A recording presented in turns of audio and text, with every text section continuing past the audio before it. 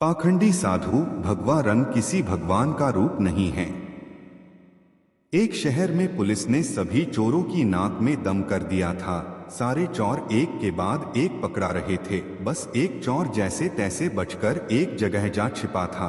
तभी उसे एक ख्याल आया कि क्यों न वो भगवा पहनकर साधु बन जाए। ये दुनिया चोरों को तो जूता मारती है, लेकिन अगर वही चोर भगवा पहन ले तो उसके पैर में पड़ी रहती थी। इस प्रकार चोर साधु बनकर घूमने लगता है।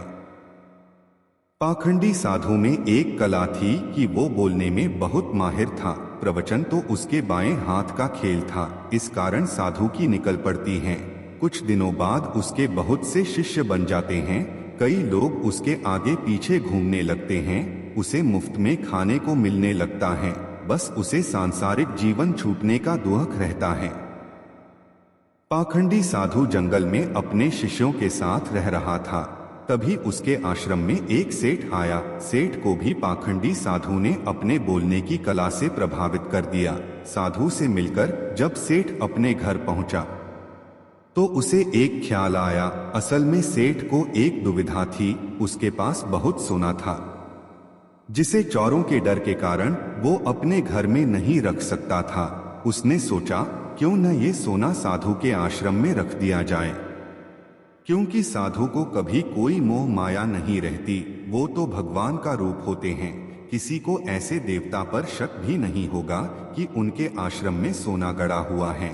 ऐसा सोचकर सेठ दूसरे दिन सोना लेकर पाखंडी साधु के आश्रम आता है और उससे पूरी बात बताता है। फिर क्या था, पाखंडी साधु का तो दिल गदगद हो गया। उसकी आंखें तो उस सोने की पोटली से हट ही नहीं रही थी। उस सेठ ने वो सोने की पोटली आश्रम के एक पेड़ के नीचे दबा दी और वहां से चला गया।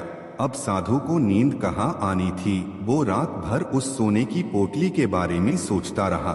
उसने सोचा अगर ये सोना मिल जाए तो जीवन तर जाएगा, सांसारिक सुख भी मिले जो इस भगवा कपड़ों ने छीन लिया है। इस तरह साधु ने कई सपने देख डाले। दूसरी तरफ सेठ सोने को आश्रम में रखकर संतुष्ट होकर सो रहा था। कुछ समय बीतने पर साधु ने एक योजना बनाई। उसने सोचा कि वो इस सोने को लेकर चला जाएगा और सेठ को शक ना हो, इसलिए वो उसके घर जाकर जाने की बात कहेगा ताकि सेठ को ये ना लगे कि साधु सोना लेकर भागा है। अगले दिन साधु सेठ के घर जाता है। सेठ के पास एक व्यापारी बैठा रहता है। साधु को आता देख सेठ खुशी से झूम जाता है और कई पकवान बनवाकर खिलाता है। साधु सेठ को अपने जाने की बात कहता है। इस पर सेठ दुखी होकर उसे रोकता है, लेकिन साधु कहता है कि वो एक सन्यासी हैं, किसी एक जगह नहीं रह सकता। उसे कई लोगों को मार्गदर्शन देना है। ऐसा कहकर साधु बाहर निकलता है और जानबूझकर सेठ के घर का एक तिनका उठा ले जाता है। थोड़ी देर बाद साधु वापस आता है, जिसे देख सेठ वापस आने का कारण पूछता है। तब साधु कहता है कि आपके घर का यह एक तिनका मेरी धोती में लटक कर मेरे साथ जा रहा था, वही लौटाने आया हूं। सेठ हाथ जोड़ कहता है इसकी क्या जरूरत थी। तब साधु कहता है इस संसार की किसी वस्तु पर साधु का कोई हक नहीं है। फिर अपनी बातों से वो सेठ को मोहित कर देता है और वहां से निकल जाता है। यह सब घटना सेठ के पास बैठा व्यापारी देखता है और सेठ से पूछता है कि कौन है ये साधु। तब सेठ उसे पूरी बात बताता है, जिसे सुनकर व्यापारी जोर जोर से हंसने लगता है। सेठ हंसने का कारण पूछता है।